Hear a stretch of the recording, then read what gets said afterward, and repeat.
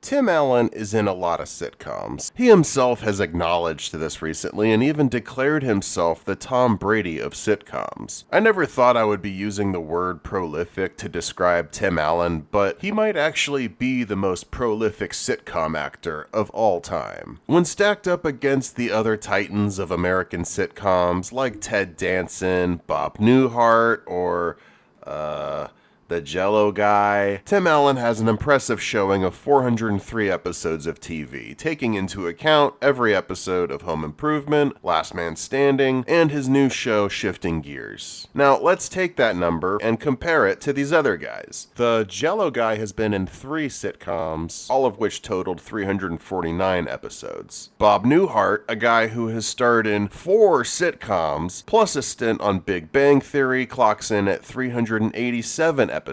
A valiant effort, boys, but you're playing a man's game here. Do better.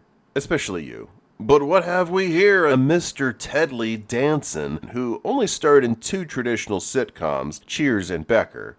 But Cheers, you see, Cheers held the record for the most episodes of a sitcom for nearly 20 years, with 275 total episodes. You take that number and add all the episodes of Becker, and you get a total of 404 episodes. That's slippery, slimy Ted Danson. He beats Tim by 1 episode. Just 1. And before you comment, no, I'm not considering The Good Place a sitcom. But if you wanted to count it, I suppose that would shoot Ted Danson and even further past Tim Allen. Despite this, I'm still supporting Tim Allen's claim of being the Tom Brady of sitcoms because Cheers and The Good Place had more of an ensemble cast, while Home Improvement and Last Man Standing are very much Tim Allen's shows. Now, while 403 episodes and counting is quite an accomplishment, I feel like I'm not as impressed as I should be because the problem with Tim Allen's sitcoms is that he's playing the same person in all of them.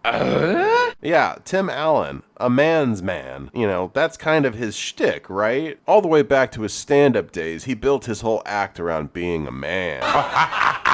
Now, a little history. Sometime after getting busted for dealing cocaine, Tim switched gears to stand-up comedy. He would hit up the comedy clubs, fine-tuning his act with jokes that focused on being a man and power tools and what's the deal with women, you know, that kind of stuff. After breaking out in the national comedy scene and headlining a couple comedy specials, he caught the attention of Disney-owned ABC. And they must have figured this ex-drug dealing man's man would be perfect for their family-friendly brand. So they worked out the perfect show for him, Home Improvement. The show became immensely popular, dominating the ratings, and would go on to be the #1 show in the country for a number of years until it ended in 1999. But the basic formula for the show was too good to let go, so ABC basically just replicated it for him in Last Man Standing. And after doing 9 seasons of that show, now he's moved on to Shifting Gears, another sitcom on ABC, and critics are catching on that he's kind of playing the same character again. The thing is, I know Tim Allen has acting chops. Like, it's possible for him to go other places. Just take a look at this scene from Galaxy Quest. To entertain and, Nothing's wrong. I am so sorry. God, I am so sorry.